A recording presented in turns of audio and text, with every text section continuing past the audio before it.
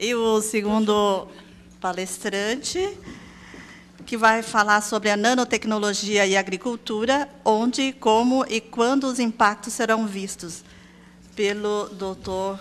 Cauê Ribeiro, engenheiro de materiais, ênfase em materiais cerâmicos, pela Universidade Federal de São Carlos, mestre em ciência e engenharia dos materiais, pela Universidade Federal de São Carlos, e doutor em química pela Universidade Federal de São Carlos.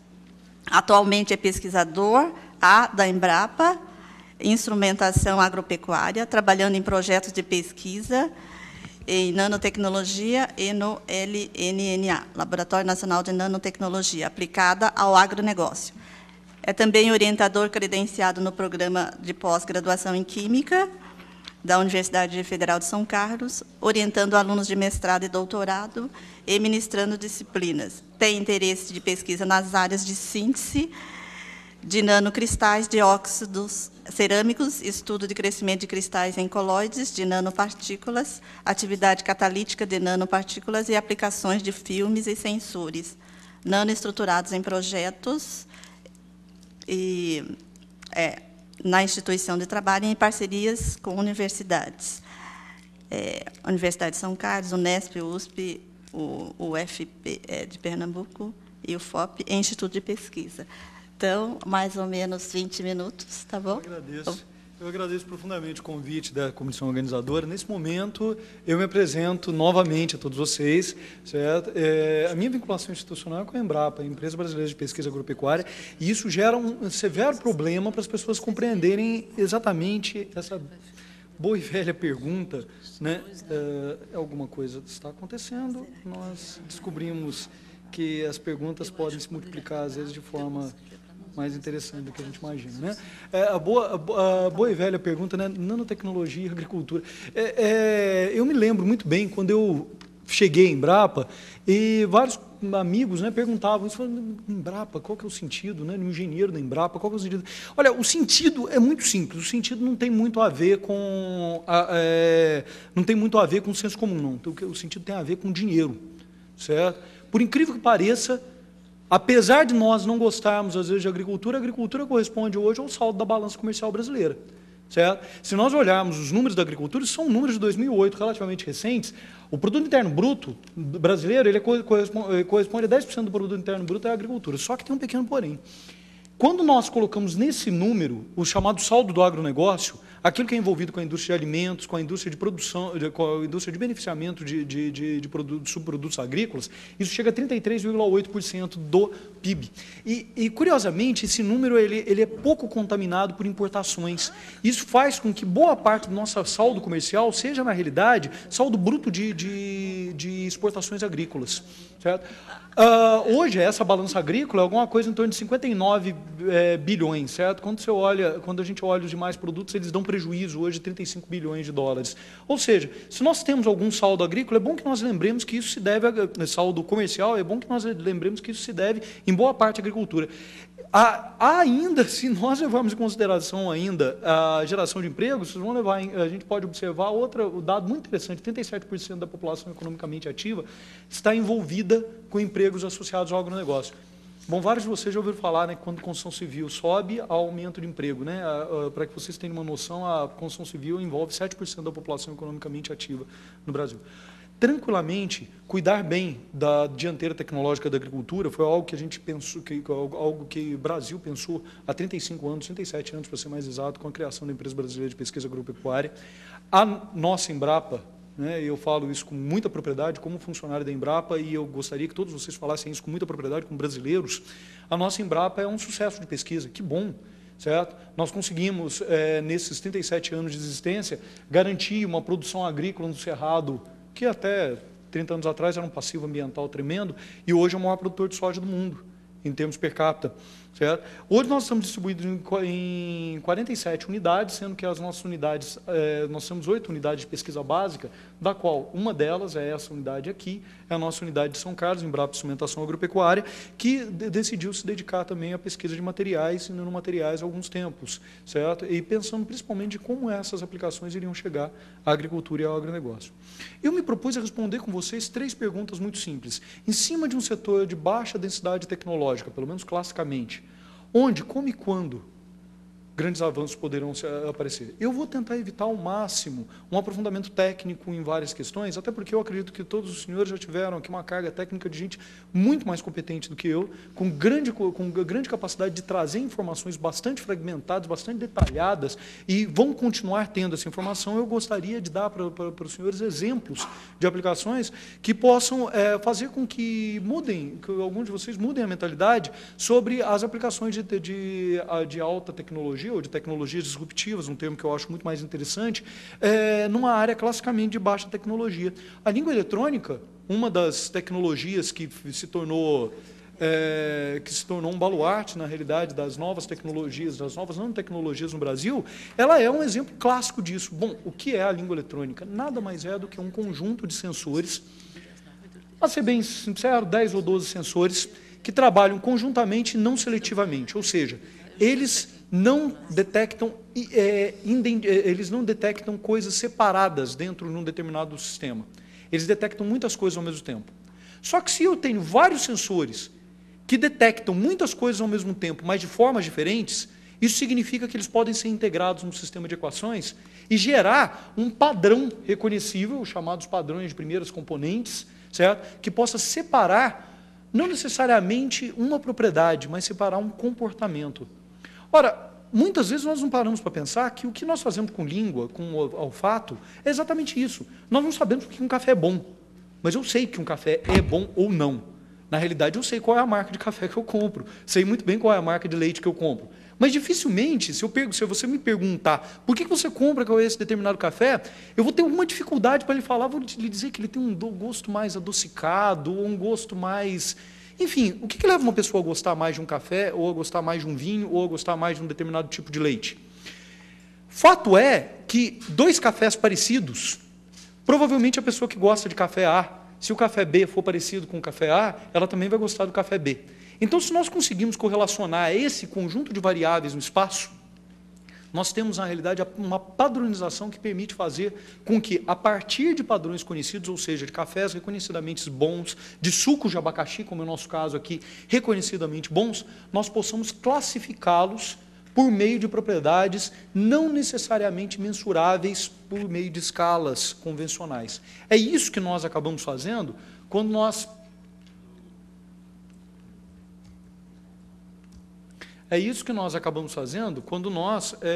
nos propomos a fazer esse tipo de correlação em que nós, à semelhança do que já foi feito aqui em outros sistemas apresentados, em que nós comparamos sistemas com similaridade entre si e podemos, com isso, extrair propriedades similares do sistema. Por exemplo, comparar cafés não conhecidos com padrões de café.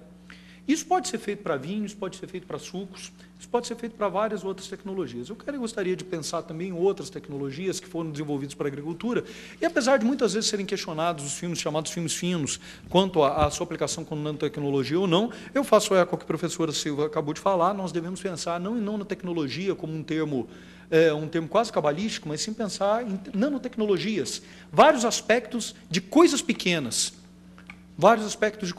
Talvez a grande mensagem que devemos guardar é isso. Pequeno é importante, certo? E, às vezes, pequeno para algo que tem alguma coisa em torno de 500 nanômetros, bem mais espesso do que nós estamos acostumados, mas significa, por exemplo, um filme fino que não altere propriedades organolépticas de um fruto e não altere a sua aparência final, mas permita que a sua propriedade de superfície seja mudada. Isso também pode ser considerado de uma forma particularmente diferente. Por exemplo, quitosano é um desses biopolímeros que ele se auto-organiza na superfície de frutos convencionais. A quitosano aplicada diretamente sobre uma maçã, ela muda o comportamento de respiração da maçã, fazendo com que uma maçã que normalmente apodrece em torno de 7 dias, quando colocada sobre uma superfície comum, ela possa resistir até 28 dias, que é exatamente o estado dessas duas comparações que os senhores veem aqui. Outras tecnologias associadas à agricultura que não são, às vezes, tão fáceis de ser observadas, mas, às vezes, são interessantes. Uma delas é o aproveitamento de resíduos. Muitos dos senhores já devem ter ouvido falar, por exemplo, que a casca de arroz é extremamente rica em sílica. Certo? A calcinação da casca de arroz, a micronização dela, gera sílica coloidal. Essa sílica coloidal não serve para muita coisa, porque ela é muito rica em ferro. Mas ela tem uma aplicação bastante interessante, como reforço em polímeros convencionais, principalmente quando a gente está utilizando polímeros ou de base renovável ou polímeros recicláveis, permitindo com que eu faça um nanocompósito utilizando material reciclado e material de rejeito.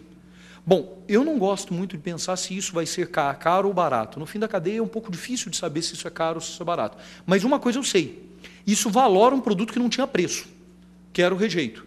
A antiga casca de arroz, que ela não tinha preço, ela passa a ter algum preço agora. Então, ela pode gerar, por exemplo, emprego. Né? Pode alguém se beneficiar comercialmente disso, beneficiando isso para formar sílica e vender isso. Outro sistema, também bastante conhecido, dentro de sistemas até bastante conhecidos, mas que hoje ganha uma outra escala de comparação, são chamados hidrogéis, que, quando nanoestruturados, eles podem ter cargas de absorção de água de 100 até 200 vezes o seu tamanho original. Isso significa, basicamente, ter 1 ml de hidrogel inicialmente no contato de água, ter um material inchado com água e ainda coeso em torno de 100 ml. Isso, as aplicações para esse tipo de tecnologia são facilmente identificáveis. Retenção de água é uma delas. Mas eu diria outras coisas. Por exemplo, uma vez que essa água possa ser carregada com um determinado tipo de pesticida ou determinado tipo de fertilizante, a saída controlada desse sistema vai ser determinada, na realidade, pelo tempo que esse sistema exuda a água. Ou seja, montamos um sistema de liberação controlada, certo? Com uma quantidade mínima de material e, curiosamente, professora, biocompatibilidade. Infelizmente, o nosso computador não é muito camarada e ele em alguns momentos, ele resolve tomar algumas decisões. Eu vou tentar me ater a 2 exemplos bastante interessantes e, para mim, são bastante caros, porque são exemplos da minha área de trabalho. Um deles é a produção de fertilizantes, certo? Que, às vezes, nós não temos muita noção do que impacta quando nós falamos de novas tecnologias na área de fertilizantes, até porque nós temos já uma associação de baixa densidade tecnológica nesse tipo de mercado. Fato é que hoje o Brasil é um importador de fertilizantes, o que os senhores veem aqui é a distribuição da compra de fertilizantes do chamado Grupo NPK, que é o mais importante para a produção de grãos que nós temos no Brasil hoje, certo? Hoje nós somos importadores de 73% de todo o NPK consumido. Certo? Não existe hoje nenhuma possibilidade comercial no curto prazo de se reverter esse cenário, a não ser que nós consigamos fazer algumas coisas. Uma delas é buscar alternativas dentro dos materiais que nós já conhecemos, que permitam que o uso desse grupo NPK possa ser racionalizado. Muitas e muitas vezes me perguntam se isso é alguma coisa lógica. Eu digo que nós temos experiências que não são bem experiências da área de nanotecnologia, mas são experiências da área de materiais, que já mostraram que a gente, com um pouco de criatividade, pode fazer com que algumas coisas mudem. Por exemplo, o uso de gesso agrícola. Gesso agrícola é alguma coisa razoavelmente recente. No entanto, certo? O uso de gesso agrícola começou com o aproveitamento de um rejeito de mineração de gesso, certo? Hoje ela corresponde a cifras de aproximadamente 73 milhões de reais distribuídos em termos das lavouras brasileiras.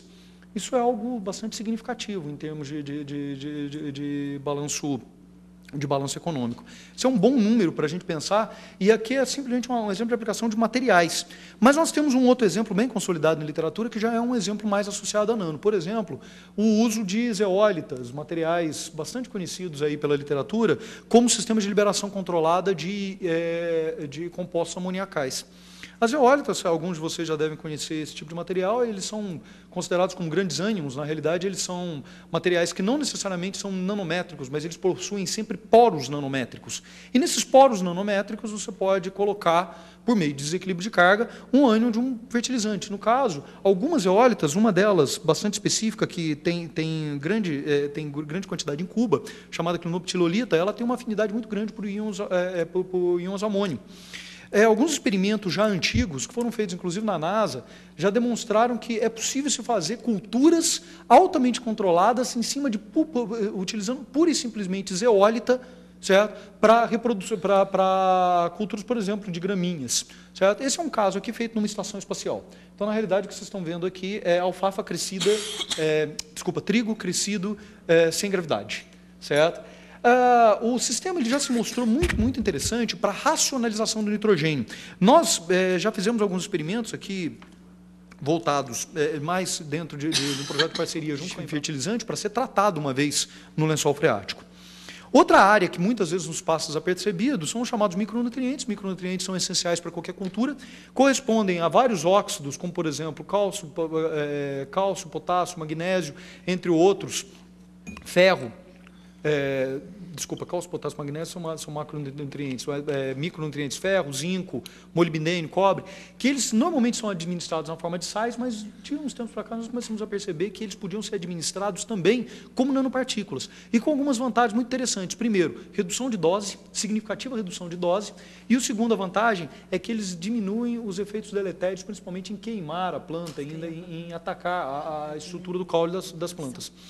Isso é uma distribuição do tamanho de partículas de um zinco agronomicamente testado que rendeu esse tipo de resultado em termos de proliferação de raízes. Certo? Zinco é um indivíduo muito interessante para milho, porque o excesso de zinco ele determina quantos estames de milho você tem num pé de milho. Então, na realidade, a produtividade do milho, de um pé de milho, ele pode dar 4 ou 6 estames. Ele depende se ele tem zinco. Se ele der 4, o mesmo milho vai dar 2/3 do que daria um outro pé de milho que tivesse 6 estames, certo? Esse é um exemplo bastante prático, e esse é um exemplo mais prático ainda pelo fato de já tem várias empresas vendendo esse tipo de material hoje no mercado. Eu não vou entrar muito nas questões sobre como é que isso tem sido regulado. Realmente, isso ainda é uma questão que está em aberto. Mas, aparentemente, os resultados, pelo menos do ponto de vista da fitotoxicidade, são bastante interessantes. E essa é uma discussão que deve ser levada em conta no futuro, principalmente pelo seguinte: esses materiais, necessariamente, eles não podem ser fitotóxicos. Se eles forem fitotóxicos, eles matam a planta, eles matam o seu negócio, certo? Mas qual é a nossa garantia de que eles não são citotóxicos ou outras coisas, certo? Esse grau de fragmentação dentro dos estudos toxicológicos, nós estamos começando a nos preocupar com isso. Boa parte desses trabalhos tem a participação do Tracati, que está aqui conosco, da Embrapa Meio Ambiente, né? E isso já é fruto de preocupação nossa. Eu vou abordar um outro exemplo, rapidamente, que também me é muito caro, que corresponde à minha linha de pesquisa, é o exemplo de despoluição de águas. Hoje nós estamos bastante interessados nesse material aqui específico, que é o óxido de titânio, por um motivo muito simples. Esse óxido, quando na sua escala nanométrica, quando irradiado, ele apresenta uma propriedade bastante interessante, a propriedade de geração de radicais livres na presença de água. A geração de radicais livres pode ser maior ou menor dependendo do tipo de óxido, dependendo da condição de que ele é utilizado e dependendo da forma como ele é imobilizado para ser utilizado no sistema. Esses radicais livres eles podem atacar compostos tóxicos. São os mesmos radicais livres que atacam, por exemplo, o seu organismo quando produzidos dentro dele. Mas uma vez utilizados dentro de água contaminada, por exemplo, água com pesticidas, o resultado é bastante interessante. Por exemplo, o resultado aqui é reduzir, num período de 350 minutos, ou seja, alguma coisa perto de 5 horas, 5 a 6 horas, certo? Cerca de metade da concentração de um determinado pesticida em água. O nosso grande problema nesse tipo de tecnologia é descobrir formas de mobilizar o sistema, por exemplo, gerar núcleos magnéticos que permitam que ele possa ser capturado após um certo tempo de uso, e isso interfere severamente também nas propriedades do sistema, porque, em alguns casos, a presença desse núcleo magnético permite, aqui para um corante, que ele seja menos eficiente do que o sistema puro, porém, mais eficiente para um pesticida do que o sistema puro, o puro óxido de titânio. E outras possibilidades são a imobilização dele em cima de substratos, por exemplo, filmes finos, em que aí a necessidade de, por exemplo, prata, coloidal, platina e outros metais é praticamente necessária, praticamente obrigatória para garantir que eles tenham efetividade. Porém, essas possibilidades é que cabem no nosso trabalho de pesquisa. Uma última etapa dentro da descontaminação de água é a separação por filtração, que é algo bastante disseminado, porém, às vezes nós não entendemos exatamente o que nós queremos na separação por filtração. Nanofiltração significa, na prática, evitar que bactérias e vírus tenham contato com a água, passem por meio de um sistema filtrante só. Isso não significa que sais não passem. Significa que, provavelmente, uma água nanofiltrada tenha gosto muito ruim, porém seja saudável. Isso é um exemplo de um nanofiltro, né? É uma estrutura que tem poros em torno de 100 nanômetros. Pela classificação típica dos sistemas, certo? Alguma coisa em torno de 100 nanômetros é suficiente para bloquear qualquer tipo de bactéria. Isso significa que o filtro é fisicamente bactericida.